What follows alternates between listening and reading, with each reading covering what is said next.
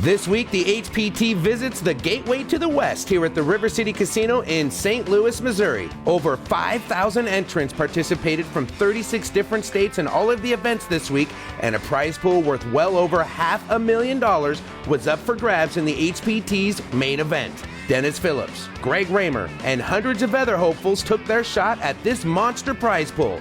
And now the final 9 are the envy of them all. This is the HPT. Sit right down, put on your poker face, you with the big dogs now. Better bring your best game, talk trash all you want. To me it's all the same, you won't leave with much when you come in second place.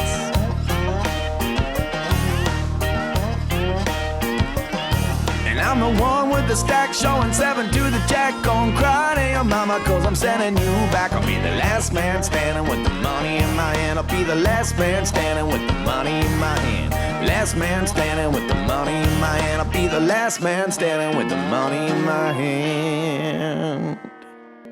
Hello, my friend, and welcome again to the HPT. I'm Fred Bevel. With me, as always, is poker professional Maria Ho. And this week, the HPT is at the River City Casino in St. Louis, Missouri. Maria, over 5,000 entrants participated in this long series of events leading up to our main event, and everyone here at this final table is looking to score life-changing money and HPT immortality. Over $130,000 is waiting for our newest HPT champion, and that person will definitely have to have their A game ready to take down this talented final table. This table is mostly full of young guns, but leading the way is one of the elder statesmen, Roger Campbell from Centralia, Illinois. Roger will be starting this final table with a little over a 2-1 chip lead to his closest opponent. The other elder statesman at this final table is Stan Jablonski. Stan is making his 3rd HPT final table this week and his 7th cash on the HPT. With over 68 grand in HPT winnings, he's looking to improve on his best finish of 4th place and add to the mountain of cash he's already won. Another highlight at this week's final table is the return of Jordan Jane. He's making his 2nd HPT final table, and the last one he was at, he won. Jordan can count himself as one of the youngest champions in HPT's history. Jordan is vying to join the elite club of owning multiple HPT championships, but to do that, he's going to have to come from behind as one of the short stacks. Let's take a look at the money that's on the line tonight and the starting chip counts, then we'll get right to the action. Over $131,000 going to the new champion tonight. Everybody at this final table still guaranteed a little over $13,000, Maria. Considering most of this final table is here on a satellite buy-in of less than $360, that's a good payday. Sure is. Now let's take a look at our chip counts coming into this final table. We have Roger Campbell in the top spot with over $4 million in chips, which is actually 36% of the chips in play. That's quite a hefty lead. And his closest competitor, Vermeen, in second, has just under half of his stack. We have a couple of guys towards the bottom here, but with the new Daniel Negreanu structure, as you can see, they still have a little bit more play than you would expect. People love Daniel Negreanu's new structure, designed exclusively for the HPT. Blinds at this final table will start at 12 and 24,000 with a 3,000 chip ante. Action starts with Phil, who's going to raise it up to 57,000 with Ace Jack. Jonna and Roger fold, as well as Jordan Jane. And this is Vermeen. He's going to make the call with the same hand. I like Vermeen's call here with Ace Jack. Phil raised under the gun with the same hand, but of course Vermeen doesn't know that, and he wants to play a hand like Ace Jack a little bit more cautiously because you never know, you might be beat by a bigger ace. And Jeff with pocket 3 decides not to 3-bet. He's just going to flat as well. And this is Stan Jablonski making his 3rd final table, his 7th cash. Running pretty good on the HPT. He's going to fold ace deuce. That's a disciplined fold by Stan. A lot of people look down at ace deuce of hearts and see a multi-way popper ring, and they really want to get into the action with a suited hand, but he's dominated here, and I think he can sense that he's going to be behind. Noah folds behind Stan, so we're 3-way going to the first flop of the night, which comes King 9-6 with a couple of spades. Here's where Phil's going to go ahead and make that continuation bet that we see so often. And as you can see, that board doesn't really look good for anybody else, and Phil will probably end up taking this down because he was the pre-flop aggressor. Aggression is usually rewarded. As we can see with Phil here, is going to scoop a small pot, but it's the first pot of the final table. 360,000 in chips going to the stack. I feel good. You act like you were up till 4 o'clock. I'm tired of these cards. Action in this hand will start with the young gun, Jordan Jane, one of the youngest champions in HPT be in a pot history. once in a while outside of one pot. Won a couple of years ago at our Michigan event. He's going to fold here. Over to Vermeen. He lays it down. This is Jeff. He's going to fold, and now John Dahlberg folds back to Stan Jablonski. Stan looks down at 3-4 diamonds, and even though no one's opened the pot yet, he's going to go ahead and let that go, even though he's in late position. And now it is King 10 for Phil on the button.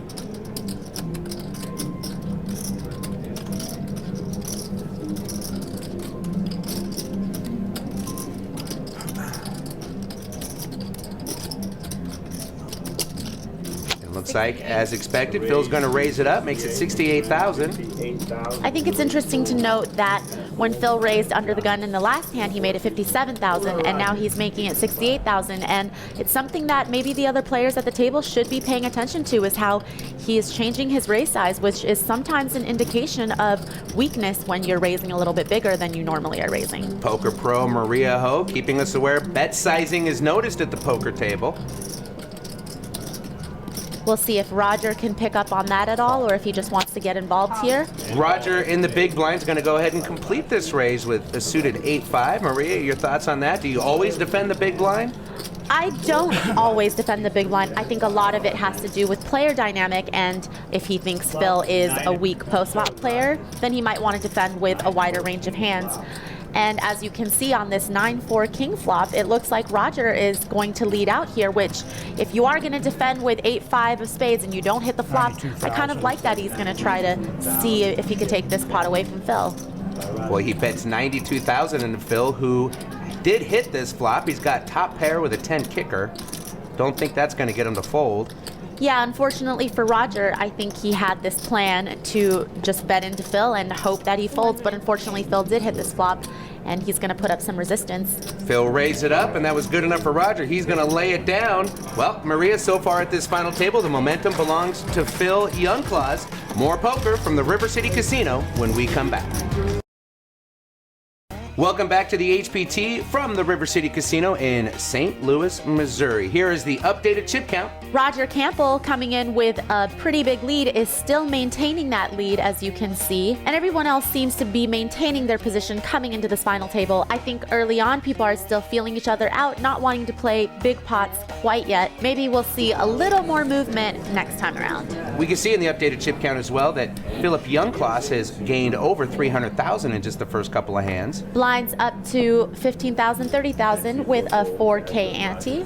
Action in this hand starts with John as she lays it down. Roger folds quickly behind her, and now we're on Jordan Jane. We see a lot of Jordan on the HPT. Actually owned some racehorses for a little while, realized that was a losing investment, got rid of them. He's going to raise to 65,000 with 10-8 offsuit. I really like to see him opening up his game. He's one of the first players so far to do so. He sees that he's in late position, the pot was unopened, and he's going to go ahead, and doesn't matter what he has, he's going to kind of get in there. Vermeen flat calls Jordan's raise with pocket fours. Stan folds queen jack. And now we're over to Noah Weinberger, 26-year-old from Lisle, Illinois. He's taken a bit of a sabbatical from poker, hasn't played much in 6 years, said he saw a sign advertising the HPT in St. Louis and said, I'll give it a shot. Here he is at the final table. Noah's having a bit of a think here with his pocket sevens. I don't think he's thinking about 3-betting. I think he's wondering if he should even fold this hand.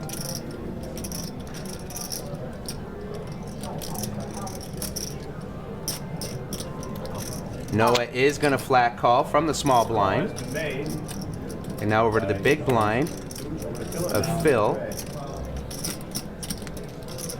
He's going to take this hand off. So it's three-way action going to the flop. Right now, Noah has the lead. I don't know if holding any two cards is right. Jordan, the original raiser, has 2 overcards. Here comes the flop.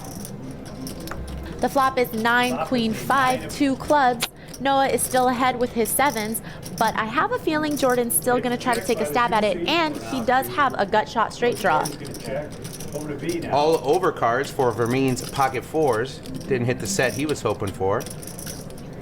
Noah has checked. Jordan did not continuation bet. He has checked, so action is on Vermeen. And he's going to check as well. Onto the turn we go. And that's a check by all three players. I think if you were going to open the pot with 10-8, no matter what happens on the flop, you should still try to take the pot down, because you know you're not going to win it when you don't connect.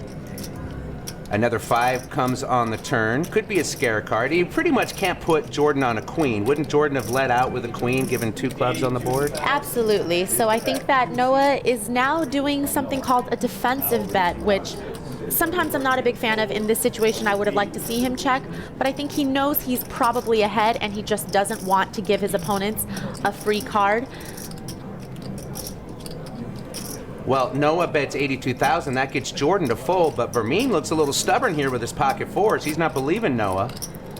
And I think with the board pairing on the turn, I think Vermeer feels a little bit better about the pocket pair he's holding in his hand, and I think he wants to look Noah up here. Raise has been announced by B. He is going to raise him and put Noah to the test. 167,000 for Noah to see a river here. I really like this play from Vermeer. He's doing more than just looking Noah up. He is trying to take down this pot on a bluff, and I think he's going to do it. It does work out for him, treating that 5 on the turn as a scare card, and he's going to stack a nice pot. Action this hand starts with Jordan. He folds. Back to Vermeer. Ace-Jack suited.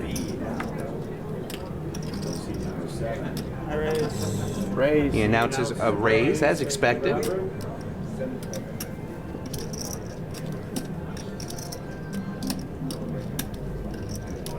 If Vermeer's the kind of player that when he senses weakness, he's going to pounce on that, then I think he will do very, very well at this final table. He makes it 70,000 to go with a suited ace-jack. Jeff looks down at king, queen of clubs, and he decides to go all in with his roughly 19-20 big blind stack here, and I don't like this play, and I'll tell you why. Vermeer raised from under the gun +1, which is representative usually of a pretty strong hand, and king-queen suited is just not good enough to 3-bet shove for your tournament life over that, especially given the fact that there's still so many players behind you left to act.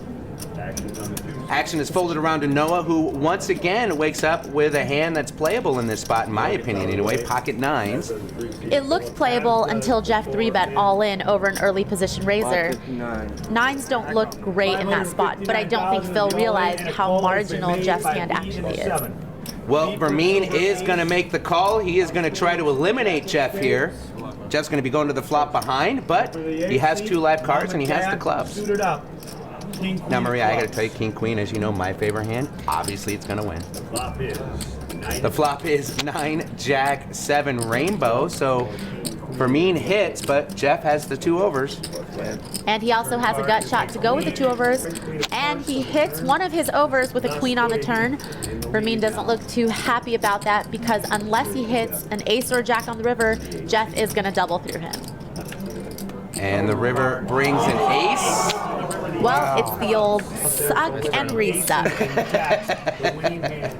Well, the resuck, as Maria put it, is going to do Jeff in at this final table. He has to leave us in 9th place. Let's hear what he has to say about the play so far. I was getting pretty card dead and picked up king-queen suited. The guy to my right had been opening up quite a bit, and I only had about 18 big blinds or something. It's a pretty standard shove, and try to get it in there and get a stack going. I'd like to see John get some chips going, but I think Phil's playing pretty well, and he should have a pretty good shot at taking it down if he can get some hands. We're down to 8 players here at River City in St. Louis. Come back for more action. Welcome back to the HPT. We're quickly 8-handed as we work our way down to a champion. Let's check out the latest chip counts. Not much movement here from our leader, Roger Campbell, but Vermeer has climbed a little bit and is trying to catch that top spot. John has also increased her chip stack by a little bit, and on the short stack we have Jordan Jane with just 13 big blinds. Don't count Jordan out yet. I've seen this kid play many, many times. He actually owes me some money from a cash game, but that's not, we don't need to talk about that on national television. The blinds are still 15,000, 30,000 with a 4K ante, and action is on John in the 9th seat. John's going to raise it up under the gun here with ace-10 suited. Action folding around here. Noah's going to get out of the way. Everybody's getting out of the way. We're on to Jonna now. Jonna with the pocket jacks. Hardest hand to play in the game of poker for my dollar, Maria. Yeah, you know, honestly, people don't love looking down at jacks sometimes because, like you said, they can be very, very difficult, especially when you are going to see 5 cards. When you go to the river, you're not really sure where you're at a lot of the time, and that's proven to be problematic for most people. Let's see if Jonna can kind of overcome this. Well, she only flat called the raise from John. I don't know if I'm a fan of that. I'd like to see a 3-bet there. Vermeen is going to go ahead and come in with 8 deuce from the big blind, and why not? I don't mind that Jonna wants the flat call. I think sometimes you want to pot control with a hand like jacks because it is so hard to play post flop. And the flop comes 3, 10, 8 with a couple of spades. Jonna still has the overpair, but John's flop top with a nut flush draw. Vermeen pairs his 8 for middle pair bottom kicker. He's going to check.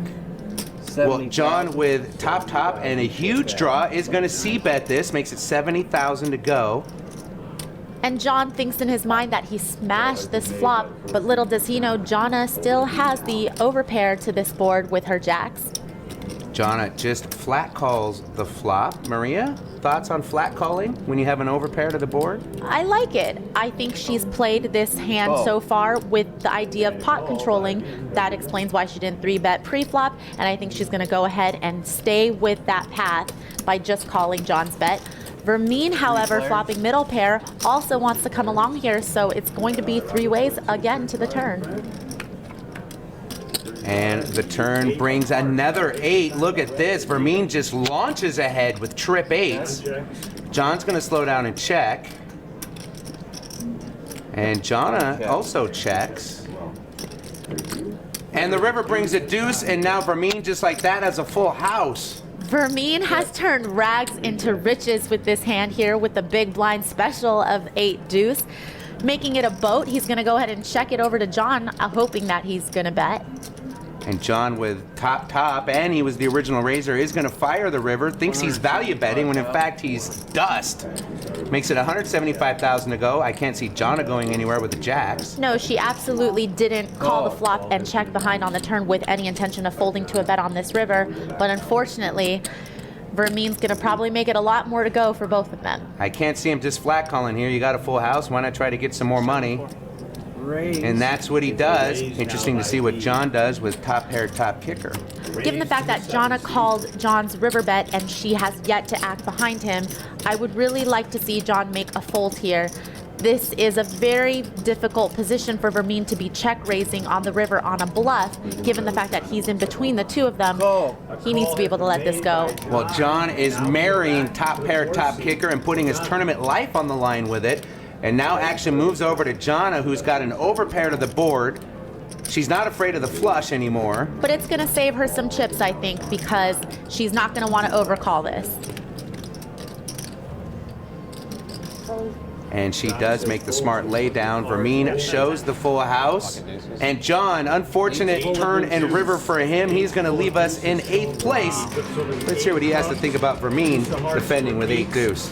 Yeah, I'm out, but I'm definitely happy. I had 2.5 big blinds with 24 left, so I grinded out a nice score in 8th.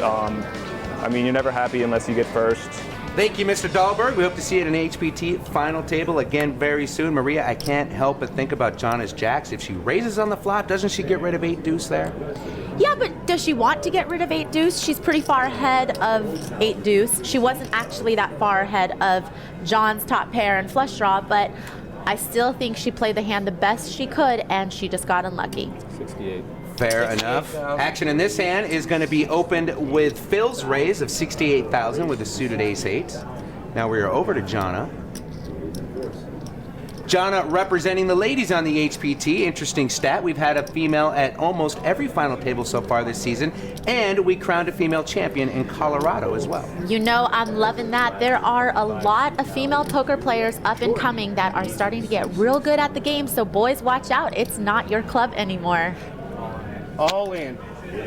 Jordan Jane is going to go all in with the best drawing hand in poker, ace-king, and right behind him, look at this, Vermeen wakes up with ace-queen. Going all in with ace-king with Jordan's stack size here is definitely the correct thing to do. Vermeen looks down at ace-queen though, and he doesn't seem to be a big fan of folding so far, so I don't think he's going to be able to get away from this. I'm all in. and Vermeen is also going to go all in. He is isolating to get rid of the traffic behind him. And I think this is going to let Phil off the hook with his ace-8 of clubs here. The question is, how much do I want to posture? And you're right about that. Phil's going to lay it down. So we have what I call the Darvin Moon hand. If you remember back to the 2009 final table at the main event of the World Series, it was Darvin Moon's ace-queen versus Phil Ivey's ace-king. Looked like Darvin was in a bad way, but that queen on the window came out and eliminated Phil Ivey from that final table. Here is the flop. The flop is 8 deuce 7 with a couple of clubs. Jordan is still ahead, and he does also hold the king of clubs in his hand. Turn comes a 3 of diamonds. So far, so good for Jordan. Just need to fade the lady on the river. And the river is a 9, and he is going to double up. Jordan Jane, our short stack, is getting a much-needed double up. One of my favorite players on the HPT. We see him all the time. You should get to know him a little bit better yourself. My name's Jordan Jane. I live in Lisle, Illinois, and I play poker for a living. I'm just glad I had the opportunity, really. I really feel more comfortable since I've been at a final table and I know what it takes to win. But I'm just gonna play my game. I just gotta stay focused, play my game, press the issue, and hopefully things will turn out for the best. Right now, the momentum all belongs to Jordan Jane. Let's see if he can keep that chip stack climbing as we move on to a championship. More poker when we come back. Welcome back to the HPT from the River City Casino in St. Louis, Missouri. Let's take a look at the updated chip count. Still not a whole lot of movement from Roger, but it's not a bad thing since he still has the top spot. Vermeen, though, has been steadily increasing his chip stack, trying to catch him. And Noah and Stan are on the short stack here with all under 20 big blinds. Jonna starts off this hand, but she's going to lay it down, and Roger's going to raise it up to 90,000 with a suited queen 9. Jordan's going to fold over to Vermeen. His chip stack has increased every time we've checked in on the chip counts. He's going to lay this one down. Stan Jablonski now. He's got ace deuce. Haven't seen Roger play too many hands. It's good to know he has a pulse, and I like that he's going to open with queen 9 here. And it looks like people are folding so far because of his tight image, perhaps. Action has been folded around. We're now on Phil, 26-year-old from St. Louis, Missouri. Has a successful career so far as a pharmacist.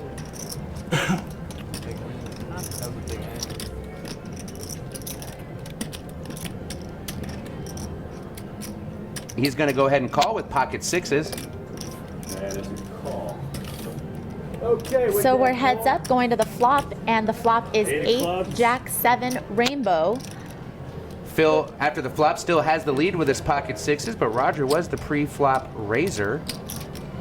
And Roger did flop a gut shot and has 2 overs to Phil's 6s, so he's going to go ahead and put out a bet of 160,000, hoping to just take it down right here, I think. All the other players folded to Roger's raise pre-flop. As you mentioned, Maria, not a lot of movement from him, so he has a tight image. But Phil, pretty stubborn right now with those pocket 6s. He's going to go ahead and call the 160. I think this is a bit of a stubborn call by Phil. Like we had said, Roger's been pretty tight, and also that's the kind of flop that's really coordinated and can hit a lot of Roger's pre-flop raising range. And so I think I would have wanted to see him fold here, but it doesn't really matter because Roger hits a 10 on the turn, which gives him the nuts right now with a queen high straight. And Phil drawing dead. The last thing he wants to see is a 6 on the river, and he's going to lead out. Makes it 300,000 to go. Roger's got to be just dancing up and down in his head right now. Unfortunately, Phil is trying to represent the hand that Roger actually has, and Roger decides to raise and go all in, which will put Phil all in. And obviously, Phil's not going to call here, but I would have liked Roger to just call with the nuts here on the turn and let Phil hang himself on the river. Instead, he's going to lose that action because, as you can see, Phil does not have a calling hand, and Roger's going to take this pot down. And Roger then tables the nut, showing everybody at the table he's got it. Might want to watch out when he's in the middle of a hand here. Blinds continuing at 20 and 40,000 with a 5K ante. Action in this hand will start on Vermeen. He's going to lay it down over to Mr. Jablonski, who folds. And now we're on Noah. He lays it down over to Phil. Not a lot of good cards around the table so far this hand. Let's see if Jonna has anything from the button. Nope, she's going to lay it down, so it's blind versus blind. And here comes Roger making it 80,000 with 5-4. Roger's going to go ahead and use his chip leading stack here to muscle out Jordan. But Jordan's going to go ahead and defend his big blind here. All right, Miss Maria Ho, Poker Pro, it is all you from here. Tell me what Jordan Jane is holding. I think it's obvious that Jordan's not afraid to play, and especially since he has position, he can defend with a wide range of hands here. Flop comes Jack, Deuce, Ace with a couple of hearts, so Roger has a flush draw. Not sure what Jordan has. Roger leads out for 110,000. Roger also has a gut shot wheel draw to go with his flush draw, so I think he's feeling pretty good about his hand.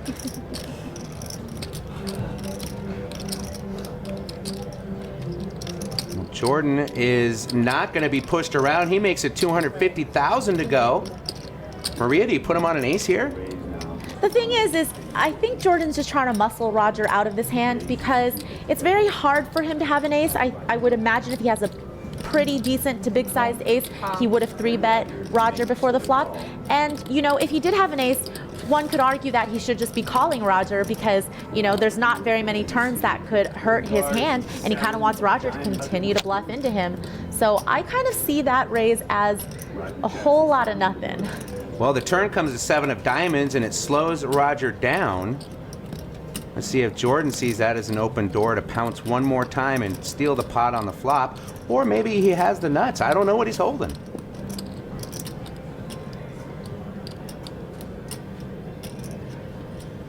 I think Jordan is bluffing here, and I think he's committed to this bluff. He's going to go ahead and make a pot-sized shove and put his tournament life on the line, just betting that Roger can't call, I think.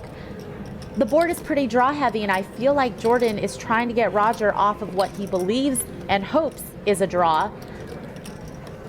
Well, Jordan is right. That's all Roger's holding right now is a draw. And the all-in, oh, look, he double pumped there. He does get him to lay it down, and go ahead and show the hand. He is going to lay it down, and what does Jordan have? An offsuited 10-8. Maria, once again, you were right. He was running the bluff, and it worked out for him. He's going to scoop $1.49 million in chips. More poker from the River City Casino when we come back. Welcome back to the HPT. We are now 7-handed as we work our way to our newest champion. Maria has our latest chip counts. Roger is finally increasing his chip lead and further distancing himself from the rest of the players at this table. On the short stack, we have Noah Weinberger and Stan Jablonski with just under 600K. And you can see since we last checked in on the chip counts, the big moves have been made by Roger, Jordan, and Jonna. Jonna and Roger have increased by over $500,000 in chip. Blinds continuing at 20,000, 40,000 with a 5,000 chip ante. Jordan Jane quickly folds over to Vermeen. Vermeen with a unsuited ace-4. I think Vermeen has shown that he's just aggressive enough to open a lot of hands that are unopened to him, so I don't see this being any different. He opens a lot of hands early, though. Do you generally recommend that? I think that he's been doing a fairly good job of mixing it up between, you know, value and more premium hands as well as, you know, some of the more speculative hands. So I think it's fine as long as you're very aware of your image to the rest of your opponents as well. Well, the action is folding around. We are now on Phil. Over to Jonna now. She's going to fold. Now over to Roger. And the truth is if you're not getting a whole lot of resistance, as we're seeing, you know, he's getting people to fold, there's no reason to stop what's working. Don't fix it if it ain't broke, right? Here comes the flop. It is queen, queen, ace, rainbow. And here comes Roger again. He's going to lead into the pre-flop raiser. It makes it 135,000, but once again, Roger's timing not the best as he bets into Vermeen's ace. And I'd like to see Vermeen just call here, actually, because there's not a lot of value here to raise. First of all, Roger could have a bigger ace, or he could even have a queen and just be playing it fast against Vermeen, and you just never really know. Plus, like I said, you want a bluff catch in this situation. So why get a worse hand to fold or somebody who's going to try to bluff into you maybe on the turn or the river? Well, Roger does lead into the pre-flop raiser, and now he gets raised on the flop. And I think it's just important for the other players to notice this pattern that Roger seems to have of calling from the blinds and then leading into the pre-flop raiser. And I think people are going to start seeing that as weakness because this is the second time he's done it and the second time that he's folded. Vermeen keeps the pressure on and he scoops the pot. He does have the best hand after all, but still Roger didn't know that. Trying to pull a bluff from out of position on the flop, not something I would recommend. Maria? I think it works when your players don't realize that that's your go-to line, you know. I think it's something if you're willing to follow through with the whole way, could actually work sometimes. You know, maybe he could have tried floating Vermeen out of position there. It wouldn't have worked, but I'm saying you can't always fold to the aggression because most likely you're going to get raised when you try to bet into the pre-flop raiser, but that doesn't necessarily mean they have a hand. Well, Vermeen once again does it again. He raises this time from under the gun to 95,000, and Stan Jablonski right behind him goes all in with pocket nines. This is very standard for Stan and his stack to go ahead and go all in here with the nines. And I don't see Vermeen calling him because although Stan was short, he does have 13 big blinds still, and Vermeen's hand is just not good enough for him to call.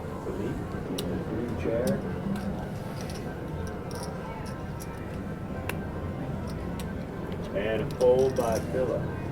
Well, action's folded around. We're on Jonna now, and she goes all in with ace-king. All in. I don't know if the all in with ace-king here is too prudent. I mean, we can see that she's got a pretty good thing going against the nines and against the king-7, but when you see a raise and then a 3-bet on top of that, does ace-king shrink up to you on the button? I gotta say though, with Jonna's stack, even though ace-king is still a drawing hand, she does have to put it in here.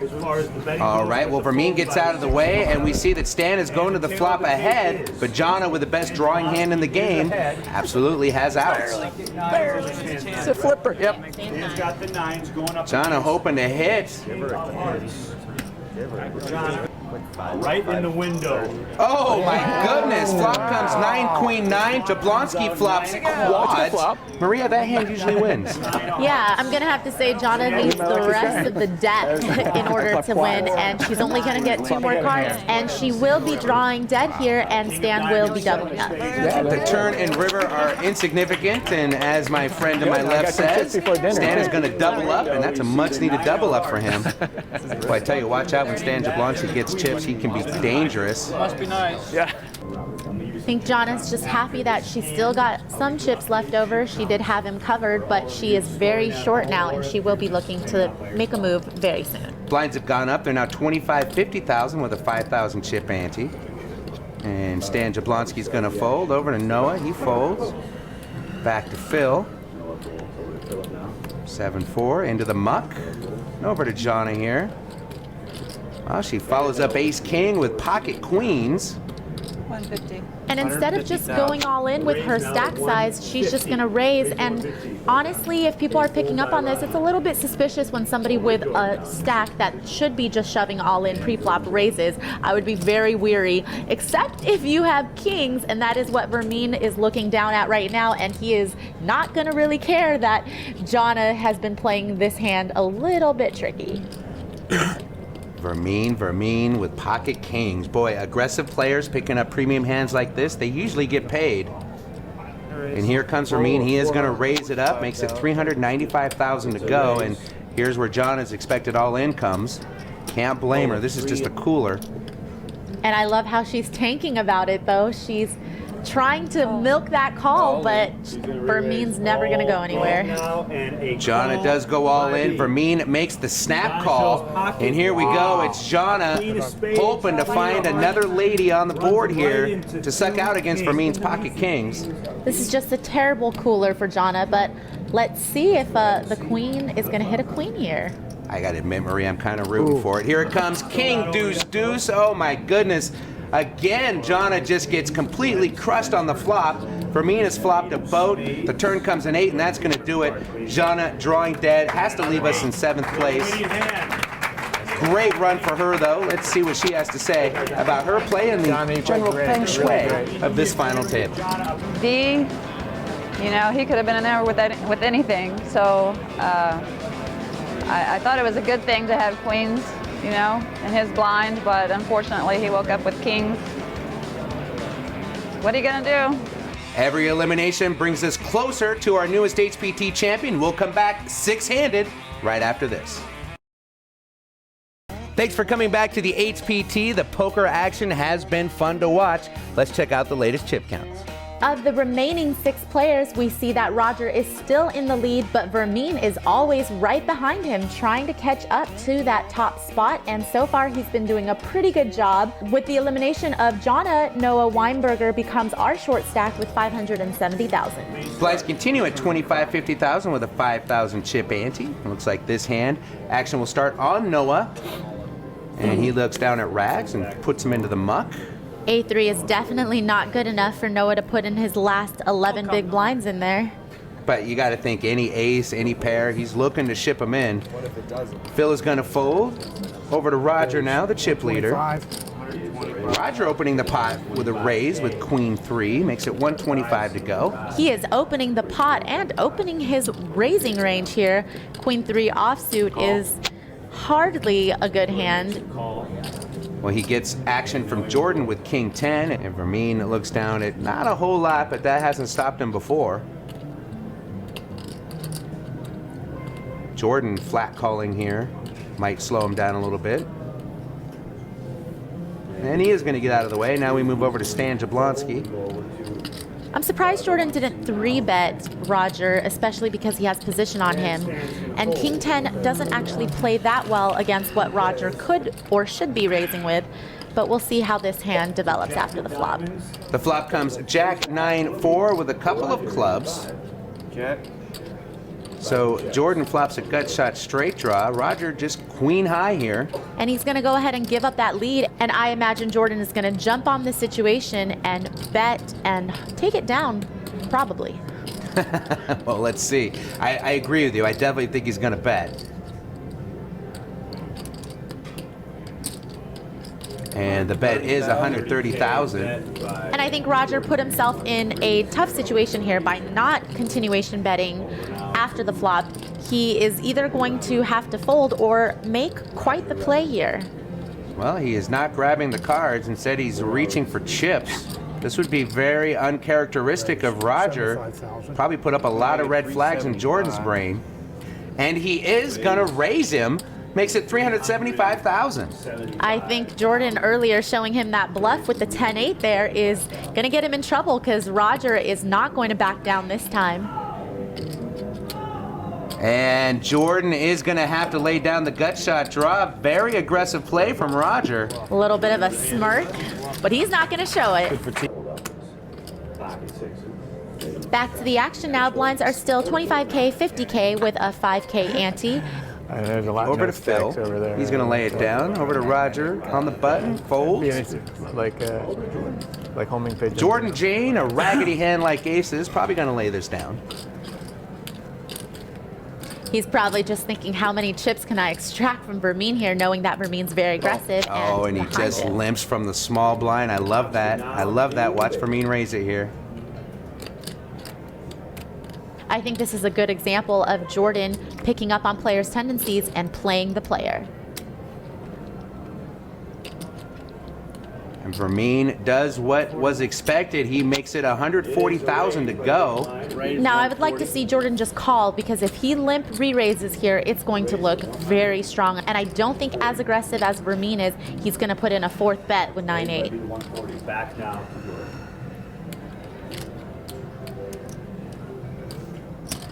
Jordan does just make the call. He's savvy, boy. So far, so good. Flop comes 8-7-3 with a couple of diamonds, so Vermeen does hit the 8. And this is what Jordan's hoping for, that Vermeen's going to have a piece of it, and he decides to put Jordan all in, and Jordan quickly calls with aces. The trap was set. Vermeen was definitely caught in that. 2 aces. Jordan Jane played this like a master from the small blind, and if things don't go awry for him, he's going to double up. The turn comes to 3, so now just an 8 is the only thing that's going to save Vermeen, and the river's a 7. Jordan Jane is going to double up and really become a contender at this final table. That little That was a great play by Jordan, and it was well rewarded. We'll see how this changes the dynamic of the final table when we come back to River City Casino. Welcome back to the HPT from the River City Casino in St. Louis, Missouri. Here is the updated chip count. Roger's still in the top spot, and with that exchange between Jordan and Vermeen, they have flip-flop, and Jordan has now taken the second spot, and we have Stan, Noah, and Phil all treading water. Jordan Jane started this final table as one of the short stacks, and now he's second in chips, hot on Roger's heels. Let's see if that momentum keeps going for him. Blinds remain at 25 and 50,000 with a 5K ante. Jordan quickly folds over to Vermeen with Jack 10, who will probably raise. I'm just guessing. I'm right again. He makes it 155,000 to go. I like that Vermeen isn't going to let what just happened stop him. He still sees a good spot to open, and he's going to take it. Action now over to Mr. Jablonski. He folds. We're over to Noah. He's got the anemic stack at this final table. He can't play his hand. And it's ace-9 for Phil. Phil's pretty short as well, and seeing that Vermeen has been opening quite a bit, I think he's going to put it in here. You are correct, my friend. He is all in now, and Roger quickly folds behind him. So it's on Vermeen, who does make the call, and once again, Vermeen in an all-in situation where he's behind. 9 of hearts. But he does, like before, have 2 live cards, hoping to get lucky. And the flop is 3-10 king with 2 clubs. Vermeen has actually outflopped Phil here by flopping middle pair. Phil can still win this hand if he hits an ace or runner for Broadway. The turn comes to Jack, which is one of the runners Phil needs, but Vermeen has 2 pair, which kills the ace out. Only a queen will save him. And it's not going to be as the 4 hits the river. Phil is going to be knocked out in 6th place. A nice run for the young man. Let's hear what he has to say about the dynamics of this final table. I like my plays for the most part. Not much I think I could have changed, but it was good. The direction seemed to change for each player at the table. You know, people changing gears both ways. You know, people doubling up each time. Thank you very much, Mr. Youngclass, Phil Youngclass. I'm sure we'll see him again very, very soon. So action now on the short stack, Noah Weinberger. First one looks good, second one looks good. He's gonna have to move all in here with King Jack of diamonds. It's the best hand he's seen. He is gonna be the big blind next. He doesn't have a whole lot of chips. I really hope that with his stack size, he would just go all in, but instead he's just gonna raise, and the problem with that is if somebody raises behind him, does that mean he's going to fold? He doesn't really have the chip stack where he can be raised folding right now. Well, Roger's gonna give him action.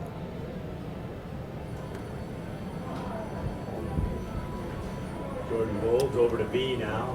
7. So Jordan's gonna lay it down over to Vermeen. He's got ace deuce. That might be good enough for him to see a flop. He's definitely on the looser end, so I wouldn't be too surprised, but he probably doesn't like the fact that Noah raised with such a short stack. Observant of Vermeen, he gets out of the way. We're over to Stan Jablonski now. He's got 8 jack. He folds. And now Noah's going to take this flop heads up against Roger, but his King Jack of diamonds is dominated by the Ace 3 of diamonds, and this is where if he had just gone all in from under the gun, Roger probably wouldn't have called him with Ace 3 of diamonds. And now the flop is 9-5 queen with 2 diamonds, and Noah is now in this position of going all in, and Roger is surely going to call, and Noah's not going to like the position he put himself in. It's a bad spot for Noah. He still has 2 live cards, but he's lost outs because of the diamonds, so he's going to need to see a non-diamond king, jack, or 10.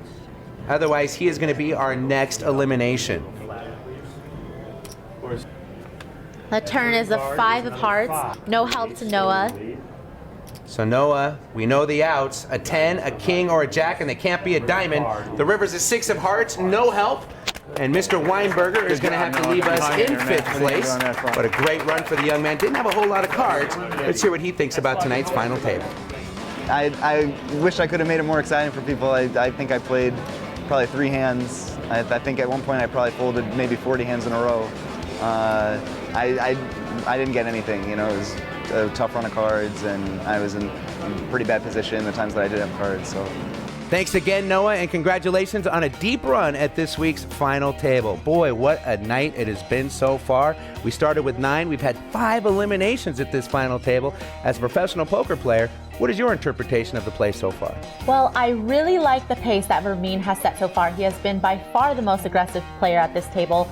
but I'm also very impressed by some of the plays Jordan's made. I think a lot of the players have seen a lot of unexpected things from him, and I think they will continue to do so.